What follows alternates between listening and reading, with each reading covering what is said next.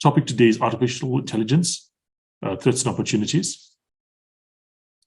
Now, who are we as Rand Swiss? So we're a financial services company. We do trading, we do managed portfolios, structured products, offshore transfers, wealth management, tax-free savings account. We basically a one-stop shop for individual investors, retail investors. We try and give you a bespoke experience, something where we kind of tailor your solution to your particular needs, as opposed to just giving you, an off-the-shelf product. And not to brag, but to brag, quite frankly, we are the top-rated stockbroker in South Africa and have been that for the last 3 out of 4 years. Okay, and note that we started off the company, only in 2015, and the first few years we could not even enter the competition because we were just too new. So since we basically have been able to enter, we've placed every single year in the top 3, and like I said, in the last 3 out of 4 years, we are number 1 in the country, and we've been number 1 last year as well. So we're currently the reigning champs, if that matters.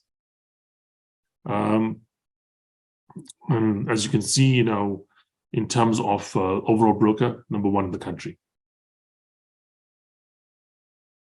Okay, now we're going to start off with the actual presentation. It's a little past 6:30, and I think we have enough people here.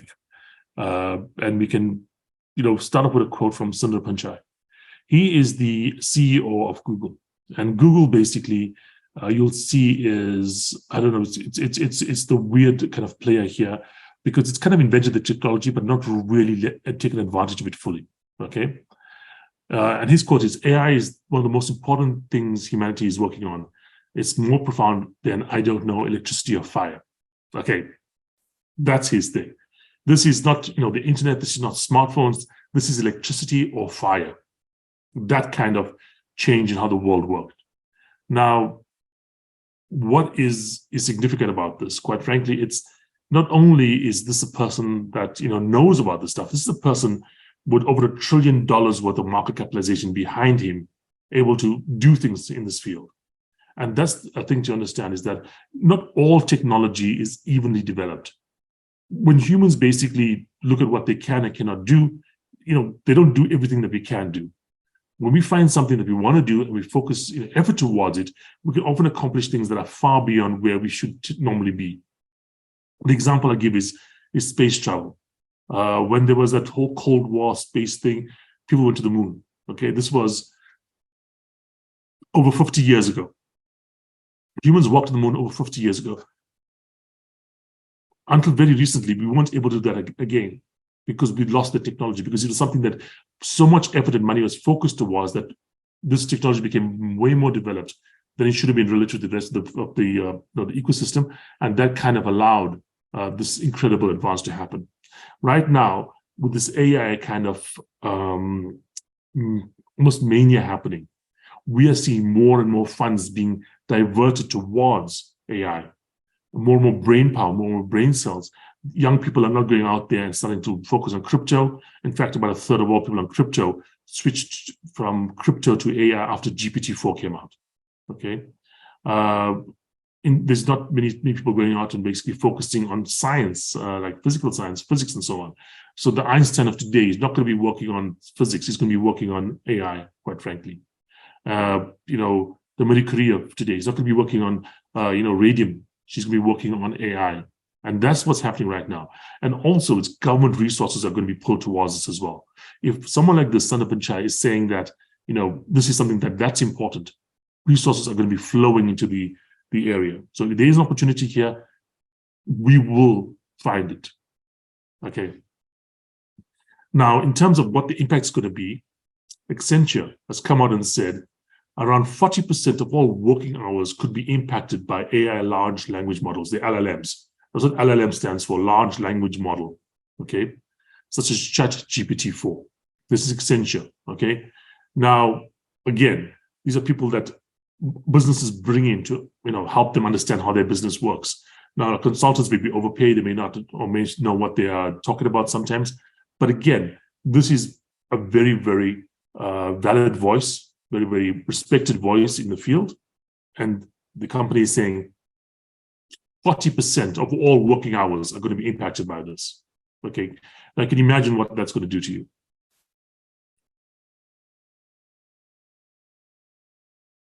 Okay, and then Elon Musk, you see, I call it the good, the bad, and the ugly. The good is obviously the opportunity. The bad is the danger that's happening along with the opportunity. And the ugly is this really scary part that might be coming along. And the scary part, which I'll cover in a second, or during the presentation as well, is quite scary. I mean, don't be fooled by the people that are saying, this is just all hype and whatnot. That about half of the people that are working on this field, half of the scientists that are working on this field, think that there's at least a 10% chance that this thing poses an existential risk to humanity. This is not saying, people lose jobs. This is saying people all die.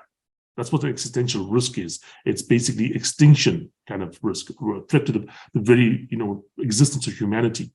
And half of the people working on this have come out and said, there's at least a 10% chance that this thing kills everybody, or may have a danger of killing everybody. The people that are in charge of the of OpenAI have come out and just had a recent, statement where they say this rivals nuclear war or pandemics in terms of danger. The guy that invented the whole field, kind of the technology that we currently are using, a guy called Jeffrey Hinton, used to work at Google, quit Google, and obviously he's quite old as well. But one of the reasons he gave for quitting Google was the fact that he didn't want to be able to, or didn't want to be restricted in terms of warning about the technology, because Google was invested in the technology. Okay, so that's what Elon Musk says. I think we should be very careful about artificial intelligence. If I had to guess at what our biggest existential threat is, I'll probably say that. And that is something that you can understand, that there's a lot of danger involved here as well. And, whether or not it's overblown or not, we, quite frankly, from our point of view, can't judge. Nobody knows enough about this, but people that have thought the most about it have come out and said there is a danger to it that is quite scary. Okay, so let's get into the real meat of the presentation.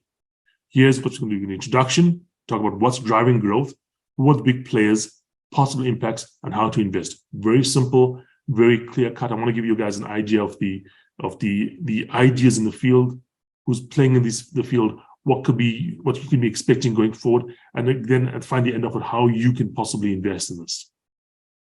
Okay, intro. So what is AI? So AI has many definitions, but from our point of view, what it comes down to, it is a computer-based intelligence. And what is intelligence? Well, quite frankly, nobody quite knows, but I would say intelligence is like fire. We know what a fire is. Before we knew what oxygen was, before we knew what combustion was, before we knew how the molecules work together, we kind of knew that is fire, okay? It's a bright, burny thing over there. The same thing is intelligence. We kind of know what intelligence is. It's very difficult to define it. Truthfully, people don't know what intelligence actually is by definition, quite frankly, but we kind of like know it when we see it. And I think that's the kind of test we use. Is that computer acting like it's thinking? If it is, it may be thinking, okay? Like I said, lots of debate about what intelligence is: sentient, self-aware, conscious. I don't really care about the computer's point of view. I care about what the computer can do. And so I would define intelligence from an operational kind of thing. What can the computer actually do? Can it do these things that I think are intelligent? If it can, I'm going to assign it some level of intelligence. I might not assign it a moral worth. I may not assign it a point of view, a soul, or whatever, a consciousness, let me say. But from an operational point of view, can it do things that I think is intelligent? And if it can, yeah. There's 3 levels of intelligence, okay? It's AI, or sometimes called artificial narrow intelligence, ANI, artificial narrow intelligence, artificial general intelligence, and then finally artificial super intelligence. Artificial narrow intelligence is where you train a program to do a certain specific thing, and it gets good at that. For instance, you can train a program to play chess, okay? And the chess programs that are out there right now that are trained on AI beat any human. They are way better than any human, but they can't do 99.99999% of other stuff that humans can do. And in one narrow field of chess, they are superhuman, but in everything else, they are not. They don't even exist. That's an artificial narrow intelligence. And we've had that for a long time. Okay, I mean, we've been using it already. I mean, there's this thing done recently that apparently the average Australian deals with some form of AI, thing over 25 times a day. Okay, things that you don't even realize. I mean, when you put your phone up and you take a picture of yourself and try and make yourself look like it with a different filter, that's artificial intelligence. When you play on, Facebook, or you go on YouTube and that algorithm recommends you something, that's artificial intelligence, artificial narrow intelligence. Twitter, all those things, all are backed by an intelligence or some kind of learning program behind it. Okay, and that Netflix, that's also just the artificial narrow intelligence. Chess programs, those kind of things, artificial narrow intelligence. And we've dealt with these kind of things a lot. We've dealt with narrow machines with narrow capacity. It's something that we've been used to. Cars, tractors, TVs, these are all things doing magical things, but they do a narrow set of things that we design them exactly to do. Artificial general intelligence is something different. It's where something can do things it was not designed to do. That's where I like to define it. Again, I'm using terms in that are not quite the official technical terms, but like how I like to think about it. Okay, artificial general intelligence is where a machine does a lot of stuff, including stuff that it was not specifically trained to do. It's like you build a car, and the car can also make you a pancake. You didn't design it to make a pancake, but somehow that car makes you a pancake. That's a general kind of car, quite frankly.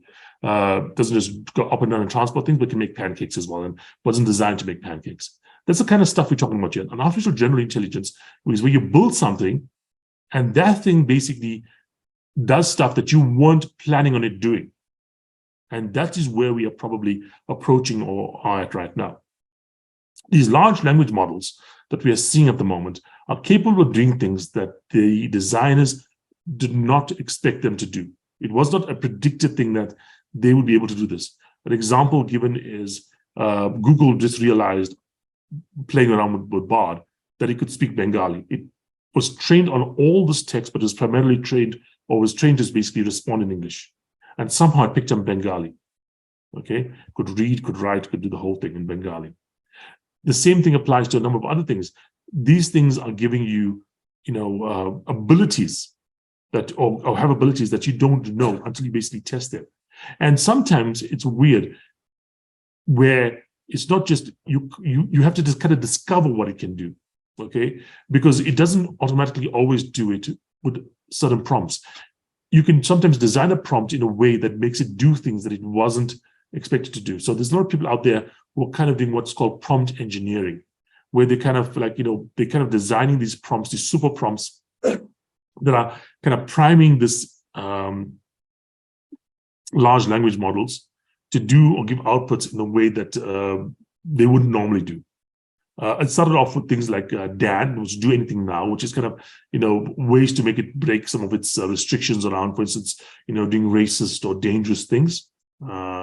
But it's kind of expanded into other areas. And what you must understand is there's actual studies done on, these large language models, which show that if you are nicer to them, they give you better results. I mean, you're polite, you'd say please and thank you and compliment it, and it'll give you better results. That is weird. I mean, think about it. Imagine if you get into your car and you are saying, hi, nice car, and you look very good today, and the car drives fast and gives you better fuel efficiency. That is a weird thing to happen. But it is happening right now with some of these LLMs. And I say the LLMs are either approaching or are close to artificial general intelligence. Now, there's a question as whether that they're human level artificial general intelligence, and they are not.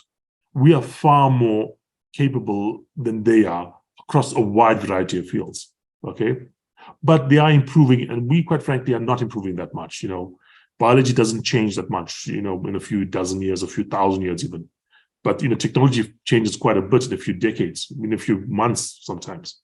So when it comes to artificial general intelligence, I think we are seeing the signs of that. We are seeing programs being created that are doing things that we did not expect them to do, which shows that they have a generality to them, okay? And then there's artificial superintelligence. Now, here's the thing. If these machines ever get to a point where they are as capable as humans, as artificial general intelligences, that point will last maybe a day or maybe a minute or maybe an hour. It is not a point at which things are going to just hit there and stop. You don't get to be a computer with an artificial general intelligence as good as humans and stay there for any period of time. It is basically just going to be a train that goes past that point. Where humans are right now, they're behind, they're getting up, up, up. When they hit where humans are, they're not going to stop, they're going to go past us. And when they go past us, they'll be called artificial superintelligence. Okay, that is what ASI is. And when you hear people talk about the utopia, dystopia, end of the world kind of scenario, often they are talking about these artificial superintelligences down the line. We don't have that yet. No, by no means. AI in many ways is better than us, but there's a lot of things it's not better than us at. And only when it's better than us than everything virtually is it an artificial superintelligence. Right now, there's many, many things that we can do that it just can't do, especially operate in the physical world, which I'll come to in a bit of time. So that is the different kinds of AI. Narrow AI, artificial general intelligence, artificial superintelligence. We are beyond narrow AI. We are in the artificial general intelligence era, but the artificial general intelligence is not up to the level of human beings as yet across all fields. But the stuff is improving and improving a lot. Maybe in the next few years, it gets to a human level, but understand, if it ever hits human, it will not stop there. It will obviously go beyond us, okay? Next thing we'll talk about is a term called alignment. What is alignment? Well, if you have something that's smarter than you, you can't really control it. You can't make it do what you want it to do. You're going to make it want to do what you want it to do, okay? That's what alignment is. Alignment is the science of trying to make these artificial intelligences do the things we want them to do, or want to do the things we want to do. When something is smarter than you, you can't control it. It's smarter than you. You can't make rules about what you should and should not do. It's smarter than you. You have somehow got to make it want to do the things you want it to do, and that is alignment. And that field is very like new, and it's very like underdeveloped. Not new, but very underfunded, underdeveloped, way behind the capacity. And that's a real danger. If we don't get the alignment part up to the capacity part, we have a problem.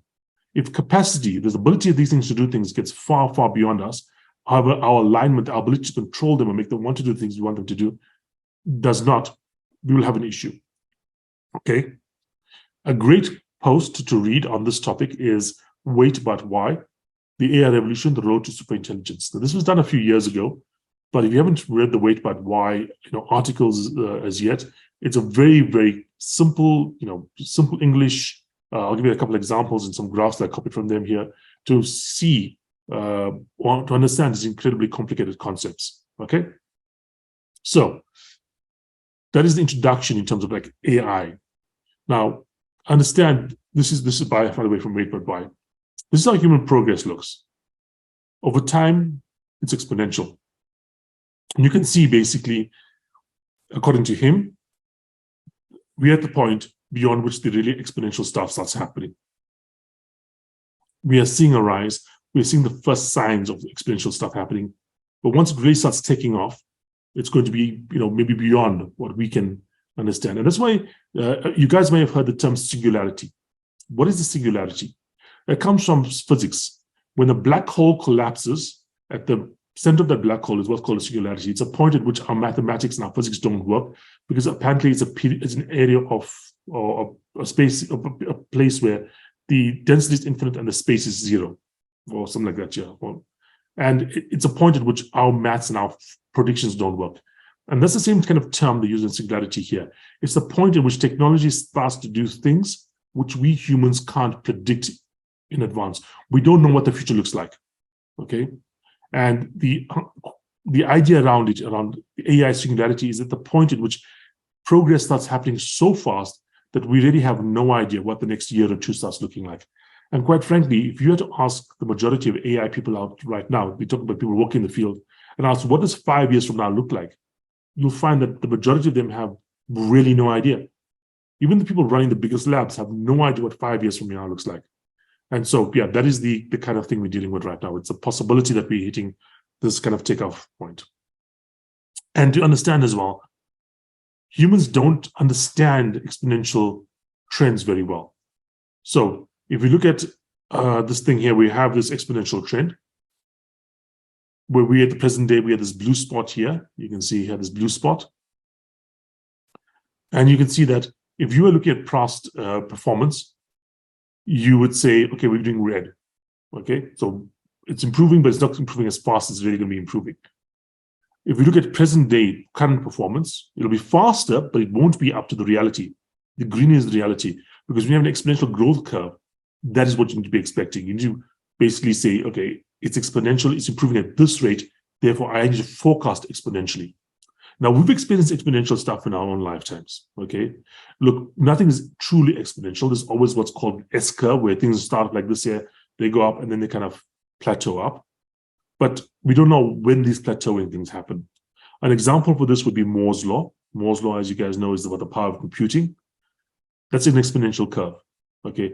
We haven't quite exploited all of that yet. We are still improving, though we have basically now pretty much bumping against the limits of physics. I mean, there's quantum effects happening in chips at the moment that they have to take into account. But when it comes to this new technology, it's probably going to use some kind of S-curve. And we're at the start of the exponential part of the S-curve, that part that goes like this here. Yes, in the future, it's going to have, probably level off, but where that happens, we have no idea. Okay. And this is the thing I talked about, these S-curves, where we go up, plateau, up, plateau, up, plateau. Okay. And right now, again, this is the next upward. And understand what's about these S-curves is that they are actually very, very interesting, because they are actually the point at which most big fortunes are made, these start of the S-curves. When they first invent cars, when they first invent PCs, when they first invent transistors, or sailing ships that can cross the ocean. That's where big fortunes are made, because that's the point at which the world is not quite adjusted to the idea of what this new technology can do.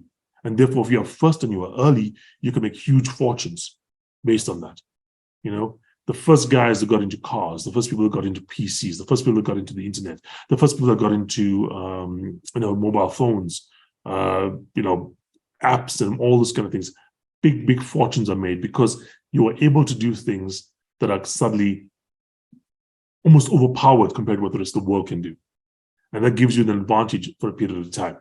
And like I said, you can go all the way back to the sailing ships when Columbus crossed the ocean and basically hit the Americas. That advantage that Spain had gave Spain a huge uptick for a long time. Okay, the same thing when you're talking about PCs. When they first invented PCs and started to become a thing in there. But many of the companies that we know today as being fundamental to the world, things like Oracle, things like Microsoft, Apple, and so on, they got their start there. And these guys, they were started it, like Larry Ellison and Bill Gates and so on, became some of the richest people, if not at some point in time, the richest people in the world. And that is what we're probably entering right now, the start of an S-curve. And if you're early enough in it, and you're basically able to be committed and take advantage of it, you in all likelihood are going to be earning outsized profits if it's real. Okay. And that is kind of the basis of this particular seminar. Okay. Well, history on AI, started in like the 1950s, people like Alan Turing and so on.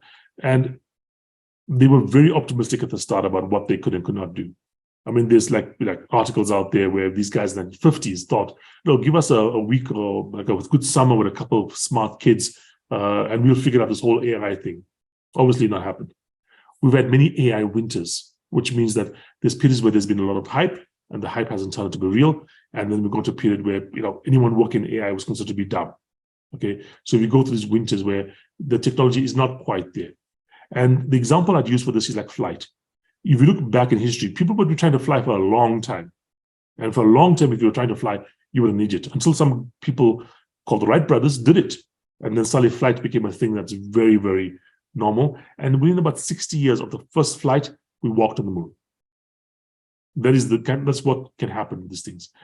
Many, many false starts, but when the real thing happens, the progress becomes exponential. Okay. So what changed? Computing power improved, of course. We have now spent a lot more money focusing on computing power. We have, through mobile phones and so on, got very efficient, very powerful machines. You've all heard the thing that the chip on a computer, on one of the cheapest phones you can buy out now today, was way more than all computing power that NASA had access to when they put people on the moon. Okay? Computing power has gotten incredibly efficient, incredibly cheap. Not as quite as efficient as a human mind, by the way. The brain is still the champion in terms of computing power for amount of energy put in, but it's still, an incredible improvement. And like I said, Moore's law is carrying on. We are still seeing these improvements happening. Invention of things called neural networks, which are quite old, and then transformers, which is a very new thing. Transformers, think of it this way, is a technology came about or discovered in an article, or first, announced an article called "Attention is All You Need." Okay, that's about 2017. So we're talking about 6-7 years ago, where the stuff basically was invented, and now we're starting to see the first kind of repercussions of this technology, this transformer technology. Transformers basically came from DeepMind, Google, basically. DeepMind, by the way, and OpenAI are the two big players here. DeepMind is the older company. DeepMind was bought by Google back in about 2015. Okay, at that time, that gave Google access to more than half of all the AI scientists in the world. Okay, OpenAI was started by a bunch of people out there who thought that Google would have too much power if they had access to all the AI technology in the world. People have been believing in AI for a long time. And so there's always been this fear that one company takes it on and wins and then rules the world or whatever it does. OpenAI was started in competition. Google was not focused on monetizing its AI technology. It did things like AlphaGo, which is a program to beat Go, AlphaFold, which is much more useful, by the way, and is one of those things that most people have never heard of, but is one of the greatest inventions out of AI. AlphaFold is a AI program that basically, like a system that predicts the shape of proteins based on their composition. So if you can basically predict the shape of a protein, you can design drugs better to fit those shapes. It's a huge boon to medical science. Google just developed that as a side thing. Okay, it's a massively important thing, but they weren't really trying to monetize it. They give it out for free. But what happened then is that somehow this company called OpenAI, which was created to basically give competition to Google, but it's meant to be more of an open, public kind of thing that prevented the closed development of AI, kind of turned into kind of what they were meant to fight against. You know what I mean? It's one of those things where you look into the abyss long enough, you turn into the monster. And this is what happened here. OpenAI somehow became closed AI. It became, very closed in terms of what it does. It became much more willing to monetize what it did, and it basically kind of sold itself to Microsoft. These are all things that they were never designed to do, and was never considered to be the mission goal of OpenAI. And they took the technology that Google had developed, which was transformers, and they basically developed it further. How exactly, they don't say. Like I said, it's closed AI. They do not release the technology. We don't even know to a certain extent how big the large language model GPT-4 is. We don't even know that. The parameters, people are guessing at it. We don't even know that. We don't know the techniques they're using to achieve the results they're getting. Okay, but they took that technology, they applied it, and often, as you see, when there's new technology and an upstart comes along, often the upstart beats the established player. Look at Microsoft and Apple. When Apple was in the doldrums and Microsoft was on top, suddenly we had mobile phones being created, and somehow Apple leapfrogged Microsoft. Okay, even though they were much smaller, they had much less capacity, they were just able to take bigger risks. Google can't really mess around with the Google search engine because it's the foundation of all their business. Microsoft has Bing. Bing is just an add-on to Microsoft. It doesn't really make a big deal to them. Nobody was really using it. So they were able to risk Bing with these kind of programs and this kind of technology because they weren't as dependent on it. And so it blew up. Yeah, they lost Bing, but it wasn't really a big deal. Google could never mess around like that. So therefore, they gave them an advantage. And maybe that's why they achieve things. But also, the team is smaller. It is more focused on whatever. And they have some very smart people on OpenAI's side. Sometimes when it comes to these technologies, you have the right person in the right place, and they can do things that other people can't do. So we get the LLMs, we get the GPTs, and so on coming from that kind of from this competition. GPT comes from OpenAI. Okay. Now, what are the growth factors? What do you need to get this thing really up and running? Well, computing power, like I mentioned. OpenAI spent about $100 million to train GPT-4. Okay, that is the kind of money we're talking about. So lots of computing power is required. And the computing power that they've been using has not been specifically designed for AI. It's kind of like they're using a kind of like how can I say?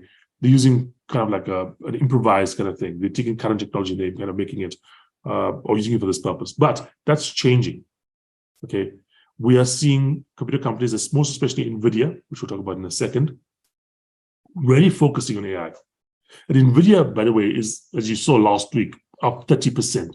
That one day improvement in Nvidia was more than the capitalization, I think a factor of 2 than Intel.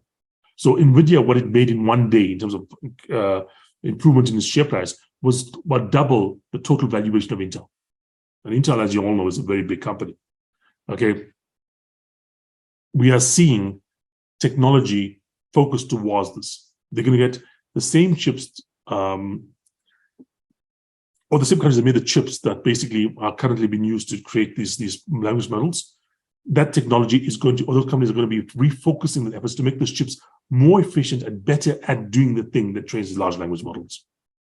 Like I mentioned to you, there was this article called about Transformers, Attention is All You Need. That is basically the technology that's being applied here across different fields to get you this kind of weird results. Next is data. So the way this works at the moment is this. You have, in order to get something like this working, what you need to do is you need to get a big chunk of computing power together. We're talking, like I said, hundreds of millions of dollars computing power together, okay? And apparently the $100 million we're talking about here for GPT-4 wasn't even the total capital expenditure. It was just the net effect here. So not like, oh, they had to buy this 100 million and they could reuse this 100. This is what they spent. So this is burnt out GPUs, this is electricity, this is whatever they did to get this thing. That was 100 million in itself. It wasn't just the total cost of it. You get yourself a few hundred million or maybe even a few $1 billion worth of computing power, okay? You get yourself a huge, huge data set, tens of trillions of pieces of data. You feed that data set into this transformer, hardware here, and then you get out of it a program. That program is the large language model. Question is, where is the AI? Is the AI actually that machine that trains it, or the program that comes out in the end? Define it as you want. That program that comes out in the end is far, far smaller than the data that you put into it. You put in trillions and you're getting out maybe billions, okay? Or putting hundreds of trillions and getting a few couple billion, okay? They're really, really, this is beyond compression. This is about getting patterns out of the data. Then that thing there, this large language model that you created, that goes to another process called human feedback, okay? Where it's asked questions and it's like the responses are basically rated up and down and is altered based on that. And then after a long time of training, I think OpenAI took about, almost a year to train that thing, then it's released to the public. So data into a transformer thing, billions of dollars, then a much smaller program. And to understand how small these programs are, I suspect you could probably run GPT-4 on a really, really high-end desktop, okay? At the boundary of what a retail customer can buy, but would not billions of rands, not hundreds of millions of rands, probably hundreds of thousands of rands, yeah. But you could probably run GPT-4 on that particular thing.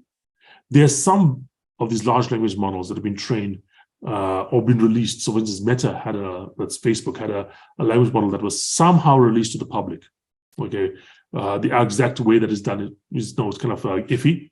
But that large language model can, there's versions of it, and the smaller versions, there's like 65 billion, which is the big version. There's down to 13 billion, which is on the smaller version. There's a 40-something billion. There's different levels of it. So people are basically, expanding and contracting these things here. And what you have is a situation where you have this model that basically has been kind of trained or contracted down. Some of them can run on an Android phone. Okay, that is the actual model that people can ask questions to, and they can do stuff and so on. But creating the model, that's from the transformers.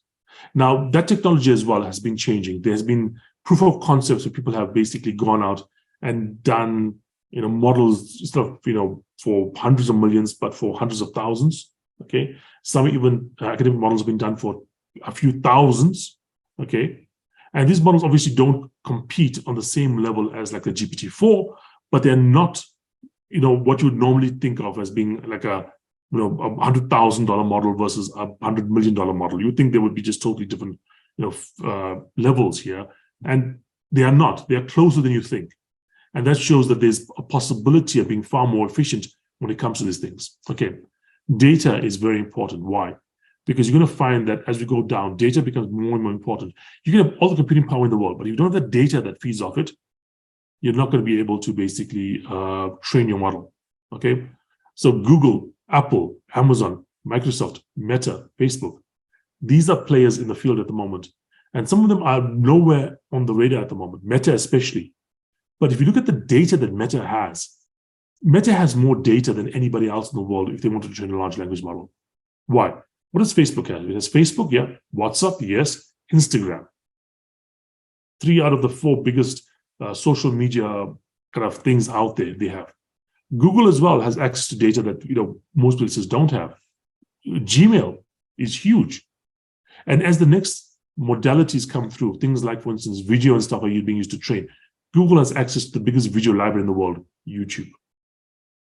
That gives them advantages that you just won't be able to compete at. If you have all the technology in the world, you have all the computing power in the world, you don't have this data to train your stuff, you won't be as good. Okay. Apple as well, has advantages that, maybe not fully examined, and Amazon probably as well. But there's also things that are out there that are probably not, being utilized at the moment that you may not think about as being really important AI players. Reddit, okay, Twitter, Quora, Tesla. These are all sources of data. And when it comes to data, you can't just have any kind of data. If you want to have an advantage, you want to have proprietary data that's different from other people's data. That's going to give you the real advantage. We have public data. I mean, some of these models, by the way, are being trained on Exxon Mobil emails because that's public data. And so there's a whole list of emails at Exxon because of the court cases, and those are the public domain, and you could use your model to train on that. Google has far more emails than that. Okay, Reddit has a whole bunch of data about people answering questions. So does Quora. Okay. Twitter has human conversations happening, not just online, but also behind the scenes, the DMs and stuff that's happening. Tesla has real world data about how the real world moves. They have these cars out there operating in the real world. That data is something that I think is very valuable, more valuable than you would think. But obviously, when you have data, you have copyright and you have exclusivity. The copyright is becoming a more and more important thing. Twitter is talking about suing Apple because they think Apple stole his data. Getty Images are suing some of these graphical generators. Generative AI, by the way, is an overall field. Large language models are one. Also, they do pictures as well. Now they're doing video. And there's been signs that some probably copyrighted data sets are being used for this. And so that is the kind of inputs that you need to see who's going to be successful. You need people that have computing power. That means big bucks, make the computers and so on. But you also need to have the sources of data. And so you may have a company out there that may not be playing in the field at the moment, but if it has that source of data, either it's going to be bought up by somebody that needs that data, or it's being able to train its own models down the line. Okay, now to give an idea of how the progress is going, this is a model, a log thing of these parameters changing over time. And parameters is kind of the way we describe the size of these models. Okay. And some of them, like I said, are uncertain. But look at the takeoff. You can see very clearly that these things are taking off on a very kind of exponential thing, even over a log graph. Look at the last few years. This is almost a lineup. And even this is a log graph. I mean, every step up you're taking is 100, bigger than the last one. So we're from 1,000 to 100,000 to 10 million to a billion to 100 billion. And this will be, 10 trillion. And even on that graph here, you can see, at the current time, we have this kind of exponential curve taking off. And next, look at the papers being published here. We are seeing the number of papers on machine learning, pattern recognition, etc., taking off. That is the stuff that's more recent. And what that brings me to is this point here. Is this real or not? Now, there's been a couple of these kind of hype things recently. I mean, crypto is the one that everybody thinks about. If you look at crypto, there hasn't really been developments in crypto. I mean, people talk about, what Vitalik is doing around Ethereum and so on, but he's like the only person operating in that field. There's no like rush of intellectual ability and minds into the field to really step up crypto to the next level. You aren't seeing an exponential rise in the number of papers out there. You aren't seeing an exponential rise in amount of resources developed going towards developing this stuff. I mean, the only exponential thing that you see in crypto, or have seen in crypto, is the rising of the prices. That's it. I think the most valuable crypto right now is Bitcoin, and that thing has not really changed. However, when it comes to AI, and this is why I think this is real, is not only are you seeing a rise in the number of parameters that you see up here, an almost an exponential rate, you're also seeing an attraction of minds, of studies being done on this. And trust me, this is not the only stuff happening out there. If this is happening basically in the public, the public basically, you're talking about some influential papers, like for instance, a paper came out on reflection, which is the technique that is used to improve the capacity of these programs. That was done by a researcher with a few $100, graphics card. The stuff that's happening in OpenAI, we don't even have access to. The stuff that's happening now at DeepMind, we don't have access to. And there's things like Anthropic, and Nvidia is doing stuff, and everybody's getting money into these things. Meta was doing stuff that was leaked to the public, but they obviously that's old stuff. It's new stuff that they're working on right now. So even in the public domain, the stuff is still being published at an exponential rate. And why do I say this is probably more happening out than basically in the public domain here? Because quite frankly, the amount of money being involved in research and the amount of money being given to researchers is insane. A good AI researcher, according to some estimates, is being paid as much as a rookie NFL quarterback. We're talking millions of dollars a year. People out there are raising money, on AI at the moment at an incredible rate. Obviously, it also leads to fraud. Apparently, 40% of the companies in the EU that say that their AI companies have nothing to do with AI, 40%. But if there's this kind of rise in publications, trust me, the science that's happening behind the scenes is probably an order of magnitude higher than that. So we talked about what's the input and why we think this is real. But let's talk about who's actually playing in this field. Okay. The real players out here at the moment are Microsoft, OpenAI, which are taking a huge advantage at the start. Alphabet, Google, DeepMind, and Brain. They are two things that they brought together right now. Nvidia, which has been one of the best, performers in terms of the chip field. It seems to be that if this is a gold rush, they're the guys that are making the shovels, and pretty much the only guys that are making the shovels. Apple, Meta, and Amazon. And get this, you put those companies together, Microsoft, Alphabet, Nvidia, Apple, Meta, and Amazon, and they account for 96+% of all the improvement in the S&P 500 for this year. Over 96% of all the performance on the S&P 500 for this year comes from Microsoft, Alphabet, Nvidia, Apple, Meta, Amazon. Money is flowing into this thing at an incredible rate. Okay, now all the players out there, Tesla, VW, GM. This is and Boston Dynamics. This is a totally different field. All stuff we talk about right now is generative AI. It's AI in the kind of like the symbol spaces, pictures, text, scientific calculations. But there's also the possibility that AI goes into the physical space, which would open up a whole new level of opportunity. Tesla, I think, is the leader in that field. They focus more on AI than anybody else. VW spends an unbelievable amount of money on research, way more than Tesla. Okay, they're also entering it. Boston Dynamics, if you ever watched those videos about robots doing crazy things, they're probably a Boston Dynamic robot. These are robots that do backflips and dance and can do parkour. It can jump over buildings and run in the snow and stuff. They can do those things. So the body is there. All we need to do now is get the mind for that body. And then there's also downstream players, Oracle, Accenture, etc. These are people that are going to be playing in the field, Palantir and so on, that are downstream from the actual development of the peak AI, but they're going to use that AI for applications in their industry. So Accenture and Oracle, databases are going to be incredibly impacted by AI. And then, of course, there's open source. And open source has become incredibly powerful as well. Like I said, when that model by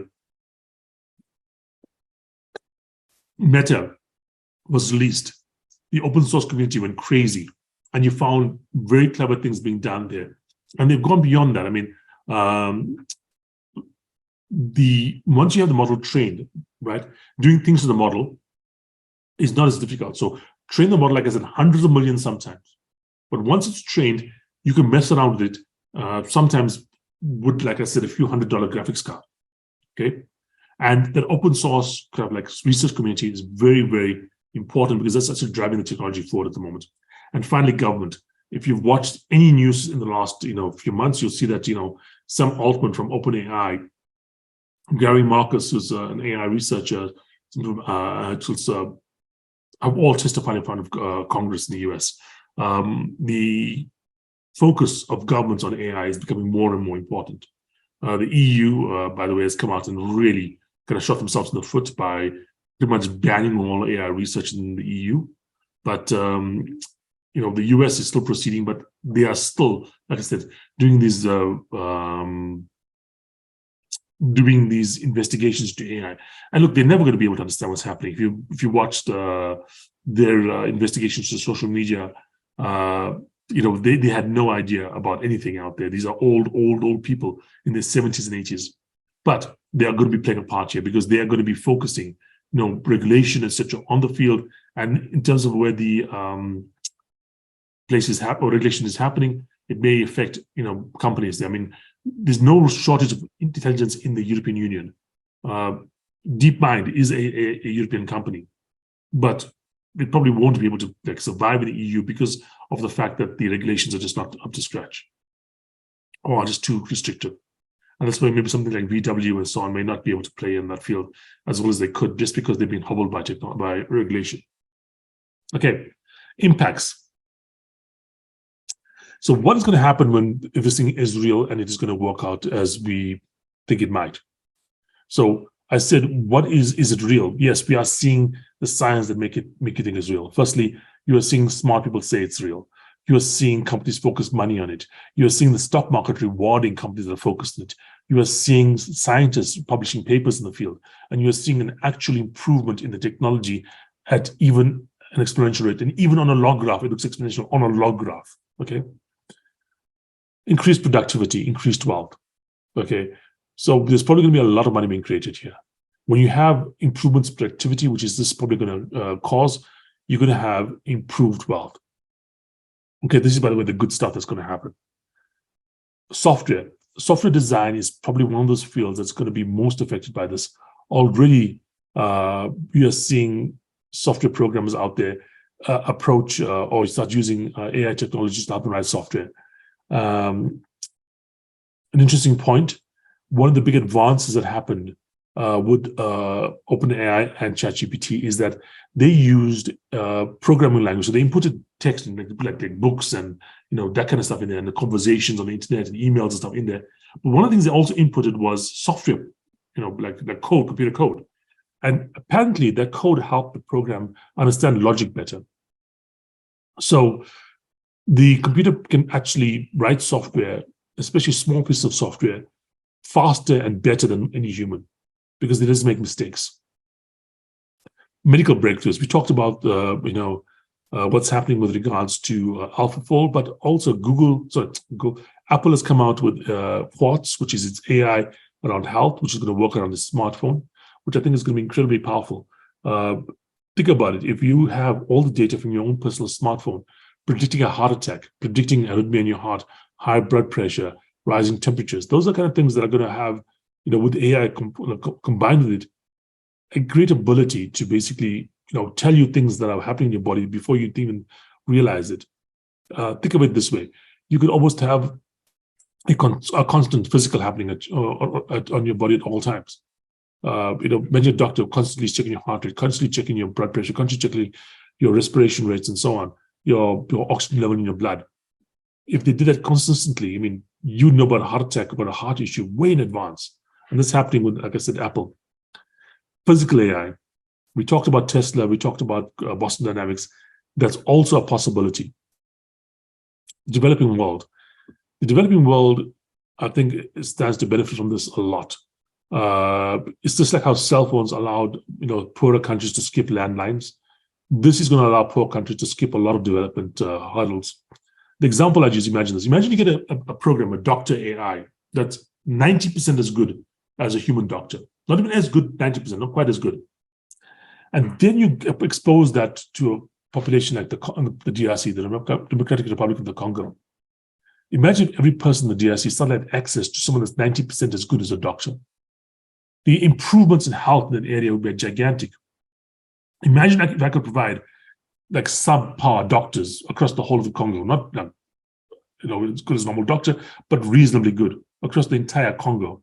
How would that improve childhood health? How would that improve, adult health? What would that happen to, disease burden and so on? That's going to be happening out there. Media. In a few years' time, the movies, TV shows, music are going to be, to a large extent, affected by AI. We've really seen a hit song created by AI using Drake's voice. We are seeing that the current writer strike in the US is trying to talk about AI and how it's going to affect them going forward and trying to ban AI. The writers, of course, are going to be competing with AI in the future. So that's the good. The bad. Inequality is likely to rise. I mean, there's talk about universal basic income in places like the US and Europe. That's not going to trickle down to the DRC. So as parts of the world become wealthier, other parts of the world are going to become poor relative to that. Job losses. Okay. Job losses basically are very likely to occur. We've already seen announcements by places like BT, IBM, etc., that they are looking at cutting jobs. Things that are going to go are probably already seeing graphic designers go. Because like I said, the graphics programs are really, really powerful. That's going to go. We're going to be seeing copywriters go. We're going to be seeing programmers being reduced, because if a programmer is twice as productive, that means they can do twice as work. So the same amount of programmers suddenly produce twice as much. If there's not twice as much demand immediately, the demand for programmers goes down. Customer service.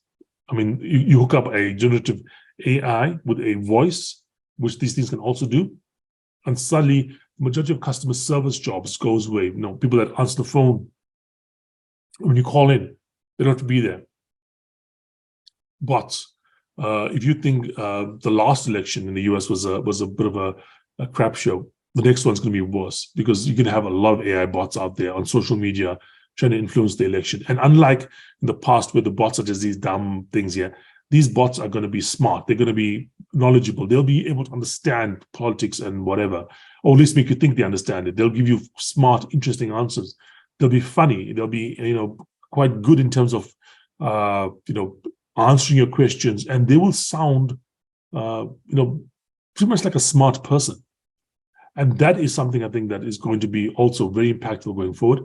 And I say Musk might be smart, because that whole $8 Twitter thing might be the only way that you can avoid a social network being overrun by these bots. Even places like Instagram, if you look at the generative AI pictures coming out, you're seeing pictures of people that are winning photographic contests and so on. They'll be good enough to go on Instagram, and the comments below it are easily developed by a bot. That social network is going to be flooded by fake people with fake images and fake opinions and fake text in a year or two. Okay, same thing with Facebook. Same thing with the majority of networks out there. Like I said, Musk might be smart. The only way to probably prevent this is to have yourself some kind of payment method where the cost of doing it is not zero. And then surveillance. Surveillance is going to be huge. We're talking about if you looked at the history of, like, for instance, Edward Snowden, the US has been collecting, data for years and years on everything that people are saying, every conversation they've done, every email they've sent, etc., etc. The only thing that saves you is the fact that there's so much stuff out there they can't actually track you down in particular. But AI can do that. AI can go in and look at all that data and give an answer about you in particular. And I think that's going to be something that's going to be developing, and not just in terms of, like, the governments out there. I was in a presentation this morning where an analyst came out and talked about car track data. If you look at your car tracker out there, they sell that data to analytical companies, where your car goes, where it stops, what it does, what time of the day it is. Now, they say they anonymize it. They don't give your name, but they do basically give the model of the car, the year of the car. So you can say this is the 1976, model, whatever. This travels between here and here. You combine that with, other data, publicly available data sets, and you're going to be pretty much able to spot anybody with a car track, vehicle in there, and figure out where they're going and what they're doing. You can figure out things, for instance, if they're having illicit relationships, and this woman is being that man when both their spouses are out of the house. That kind of stuff can be spotted with AI. The only thing that protects you right now, like I said, is the fact that it's too much information for the normal, company to look at. AI changes that, and you can have a lot more surveillance, a lot more privacy intrusion because of it, because there's just so much information out there about you, and the only reason no one has actually done anything with it is because it's just too difficult to analyze. Ugly. Existential risks. There's real fear. Like I said, half of scientists say there's a 10% chance there's existential risks, and that is, like, we're talking a possible threat to humanity risk. Bio.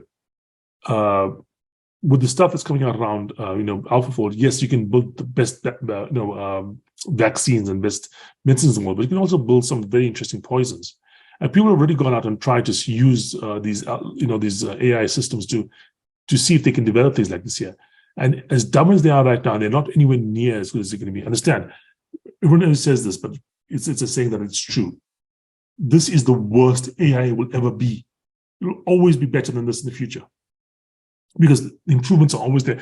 All the models we talk about right now, all the stuff, the chat GPTs and all the stuff, in 12 months' time, all the stuff will be obsolete. It'll be old news, unusable because it's too old. Okay? Already, we've seen that people have used LLMs to come up with the formulas for, like, nerve gas, right? And this is with, like, some really, really primitive AI. As you get into the future, that develops as a danger. Elections, like I said, bot farming and so on. Drones, if you get the physical stuff hooked up here, people have already started hooking up drones to AI.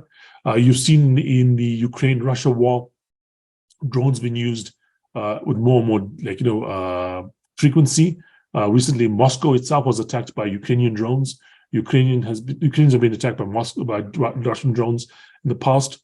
Right now, these are flying lawnmowers. No control. You set them out, they go to a target, hit it or not. You put in an AI system that can understand the physical world, a far more dangerous thing. And of course, we talk about artificial superintelligence. That's the science fiction future. Now, the question is, how do you invest in this? So we've established what kind of the basic technology is. We've established why I think personally, and I think that it's pretty clear that this is a real thing. This is not crypto. This is not a fake hype kind of thing. We are seeing real world money flowing into this.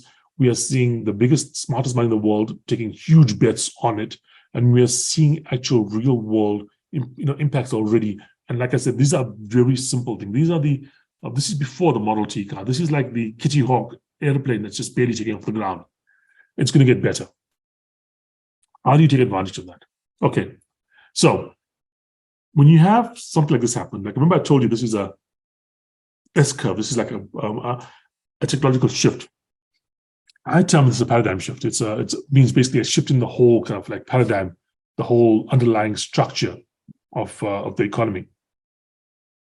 And what we need to do is look at past paradigm shifts and say what happened there and what lessons can we draw in terms of how we invest now. So what are the things that we saw in past paradigm shifts that are patterns that we might expect now? Firstly, exponential growth. Like I said, from the first flight to the moon, less than 70 years. PCs, smartphones, you've seen that. You've seen the first iPhone when it came out is brilliant. Have you gone and tried to use like a model or like an iPhone 1 or something, an iPhone 2 like recently? Terrible. Okay. First, PC is incredibly, disruptive. Have you seen what those things look like nowadays compared to what we have at the moment? They look horrible. Okay. We basically should expect an exponential improvement. These are not even the iPhone ones. This is like the Palm Pilot. This is the the Model T car, before the Model T car. This is the first airplanes that are flying. Look at the first airplane that you will see the Concorde down the line. Looking at the iPhone 1, expect to see the iPhone 12, 13, and 15. Looking at the first PC, expect to start seeing the laptop and the smartphone in your pocket, that kind of stuff. Exponential growth, we expect that to happen. Next, there's hype. There's probably going to be a bit of a bubble at the start. It's usually, look at the dot-com bubble, where there's a huge amount of stuff. But even out of the bubble, there tends to come a few winners. So look at Amazon. Amazon has done 100,000% return since listing. Okay. The example I would use closer to home is Naspers and Tencent. Naspers put an investment down in Tencent, and that investment over like a 20-year period did a 4,000 times, a 400,000% return. So there's going to be hype, but behind the hype, there's going to be real stuff happening, because if this is a real technological shift, there will be real fortunes, real money created. When you have the fake shifts, like the crypto stuff, that's when you have the fake stuff happening. Okay. I know some of you guys are into crypto here. I can see people objecting and so on. But yeah, look, I mean, I personally am not a fan of crypto because I don't see the reason behind it. Okay. But yeah, I'm saying that I do see the reasoning behind this, and I do see the opportunity here. Look at past paradigm shifts. Examples I give you was phones, smartphones, the internet, PCs, cars. These are the kind of stuff that you should look at in the past to draw an idea as to what's going to happen here. There are many car companies, now there's a few. Many internet companies, now there's a few winners. There are a lot of like social networks, there's a few winners now. Lots of car companies, a few. Lots of PC companies, a few. Phones, smaller number. There's a big explosion at the start, a consolidation, a few winners being created. Downstream winners. Often the real big winners are not the people that are creating the basic technology. They have the initial start, they get the initial boost up, but downstream you should find that, like for instance, Google is an internet company, makes its fortune internet. Facebook, internet company, makes a fortune internet. They are not the primary winners, although they're not the primary technology behind the internet. They're not the guys making the fiber optic networks, they're not the guys making the routers. But the routers in the fiber optic network allowed Google and Facebook to be created, and they made the money. Like cars, cars made a lot of impact. The guys like Ford became billionaires, but Rockefeller, who did oil, became the multi-billionaire. The same thing is likely to happen here. You could have the first few winners like the Microsofts, the Amazons, the Facebooks, Nvidias and so on. But then you need to be looking carefully at what the next step is going to be. What is going to be the Google of this revolution? What's going to be the Facebook of this revolution? Next, how do you maximize return in this kind of environment? How do you maximize return where you have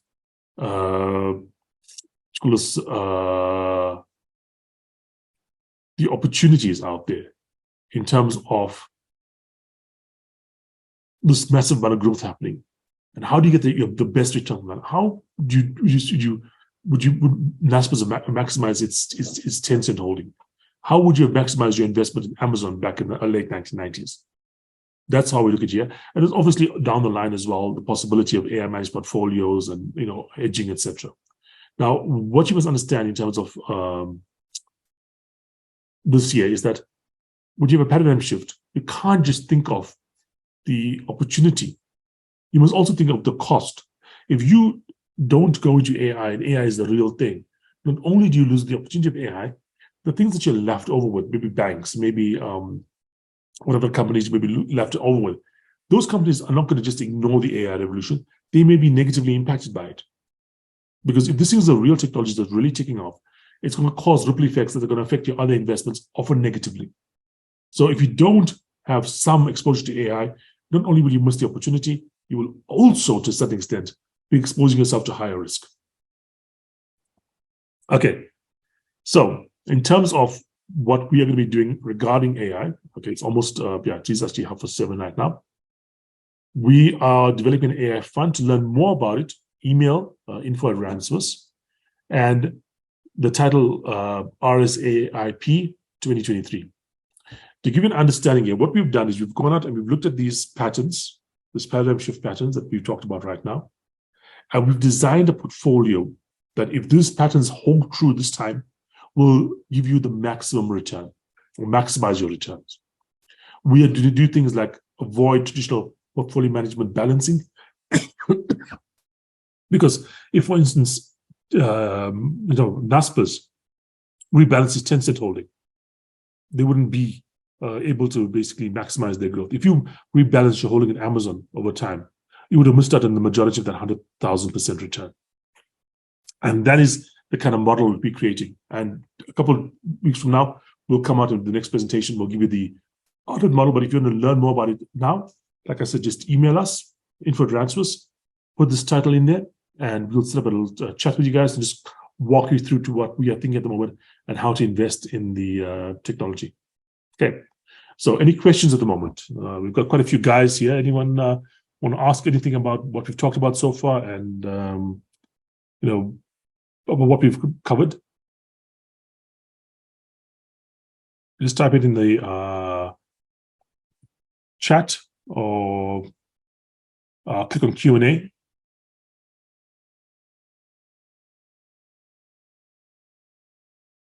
Anybody? Let's see.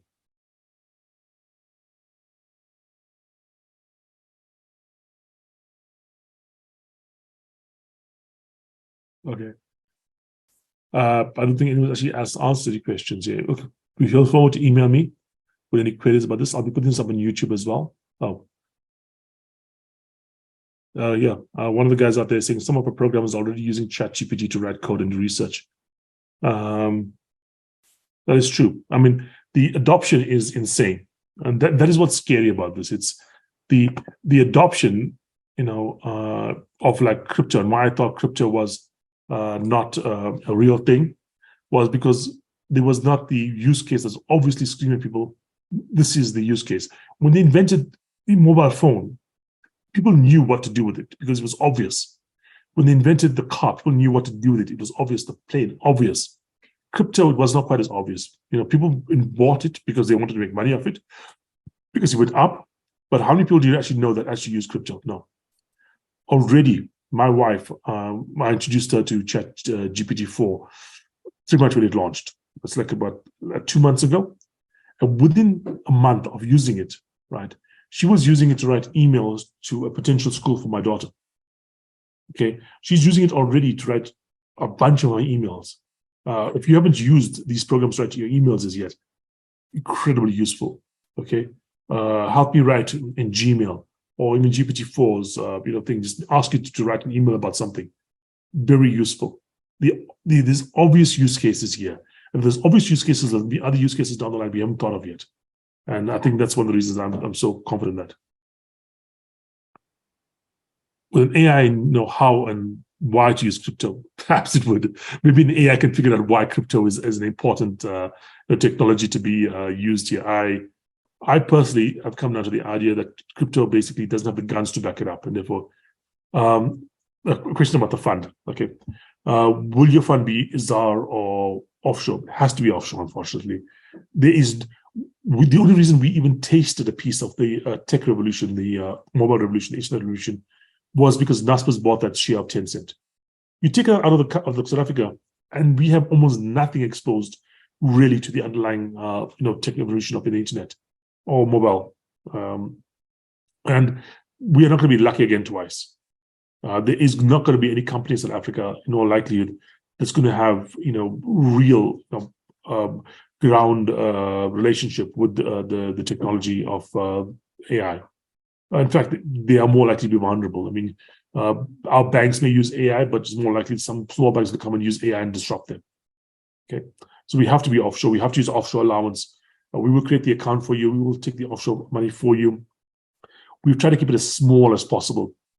Unfortunately, with the run blowing out, it's approaching about 400,000 as a minimum to get into this thing. But with 400,000 rounds, we can get you a portfolio that gives you some exposure to the AI stuff.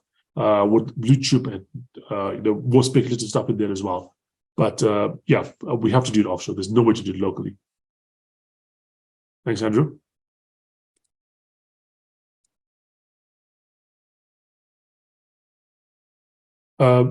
Using AI to pick stocks. At the moment, we don't recommend that because AI has what's called hallucinations. Hallucinations basically means it tells stuff that's untrue. It's picking patterns off this thing here, but it's like the way I'd say it, you know how children sometimes say sheeps or fishes, or they use words in the wrong way, not because they're stupid, but because they've picked out patterns that don't quite work in the real world. They're very smart. Actually, the child saying sheeps, I've never heard it before, but they say sheeps because they found out the pattern that say S at the end of the word makes multiples, and that's a smart thing. The AI does that right now, and those mistakes we call hallucinations. They're making things up. They will tell things that are wrong, or tell you things that are wrong, that are obviously wrong, and they'll do it with confidence. And so I would not recommend using it to do all your work, you know what I mean, or picking your stocks, because they will often make mistakes that are quite dangerous. I mean, maybe give you some recommendations and then you vet it, but actually having it run directly off an AI portfolio, not yet. They make too many mistakes and are too dangerous from that point of view.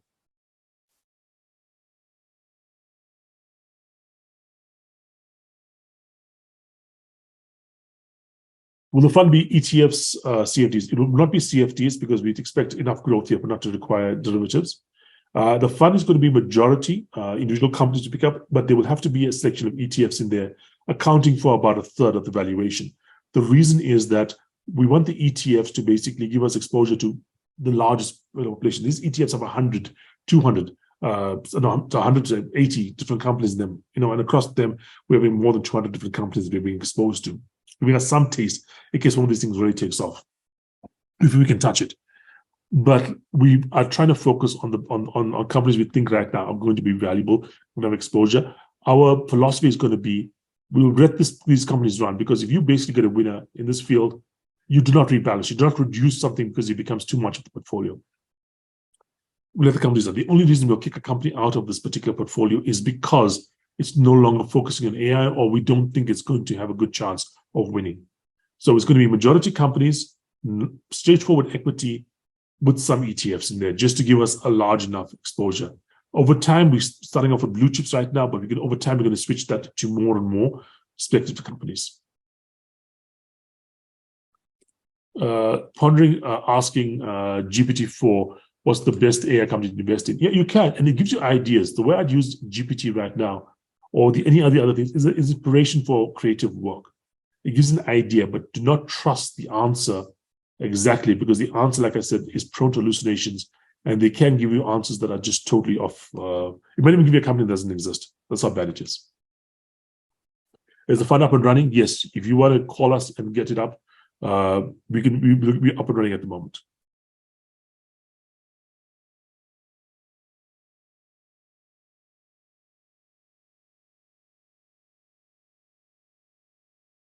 Yeah. Do you think models will be fee-based in the future? I see ChatGPT has already launched a pro version, which is a premium attached.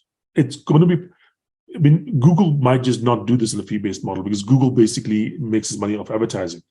Okay. And Google's a big player here. It might be fee-based for some companies. Tesla's definitely going to charge you to get your self-driving vehicle. They've done it in the past with software updates. Microsoft has a free version and has a non-free version as well. So the model is yet to be decided. We don't know yet. Like I said, with the internet, I mean, who would have thought before the internet was invented, the amount of stuff that Google would give you for free, maps, Gmail, search, all for free, all based on advertising. So if there's a model there, it could be there. One thing I would say is that in a world where data is important, you want to be paying for stuff. Why? Because if you don't pay for stuff, you're not the customer, you're the product. The person that pays is the customer. The person that doesn't pay is the product. And we've really seen that these models are using your information. So people from Samsung were using GPT-4 to work for Samsung, pretty much giving a direct rival, Microsoft, access to Samsung's information. So you want to have your pro version. And in fact, the pro version, one of the benefits of it, it says, we will not use your stuff for training. If you are using the free version of these programs right now, trust me, they're taking your data and they're using it for training. And remember I told you this, way this model works is it trains off data, then there's human feedback. They were paying people in the Philippines or wherever in the world, $2 an hour to basically give human feedback. Right now, when you use GPT-4, you're doing it for free. And they're using it to get a better program.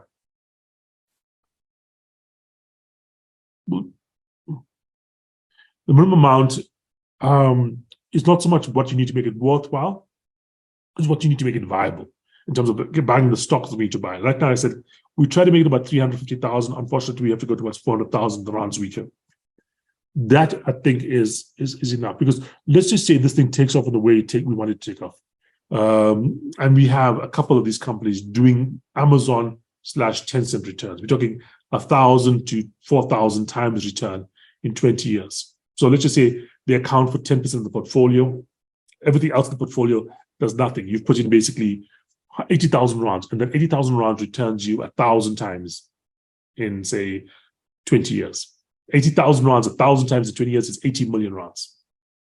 Okay, so even a small investment, if this thing works out the way we want it to work out, can give you a return that's spectacular. That's with every other thing in that portfolio going to zero. Two of them do, which calls Tencent and Amazon returns, and your 80,000 or your 400,000 round investment turns into 80 million in basically 20 years. Okay, that is a really good return. Okay, that is, or probably talking about tens of millions within a period of about 10 years. That is something that I think is reasonable. So even a small investment, as long as you're exposed to the right things, can give you the supernormal returns. But like I said, we have to do 400,000. The size of these companies are too large. The share prices are too heavy, and to get the right balance here, like 400,000 is where we basically have to do minimum. And that's then, yeah, the question, Anonymous, yeah, the minimum investment is 400,000 rounds. The rounders, we try to keep it as low as possible, but just to get the mix, we had to get the companies, like 20 companies in there, 20K per company. And obviously some companies are smaller because we're not putting as much, confidence to some of those others. Unfortunately, 400,000 is the minimum on this.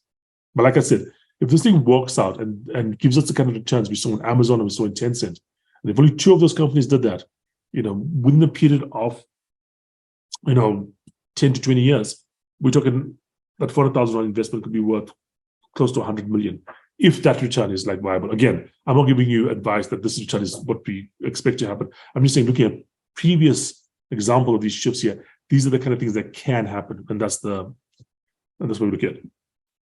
Okay. Anyone else? I think that is the last person. Okay. Thanks for joining me. We start 7:45.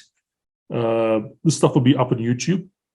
Like I said, this email, any more questions, we will run in a couple of weeks' time another seminar where we'll go into more detail as to what we did in the portfolio, why we're using the techniques we're using, and why we're using the philosophy we're using.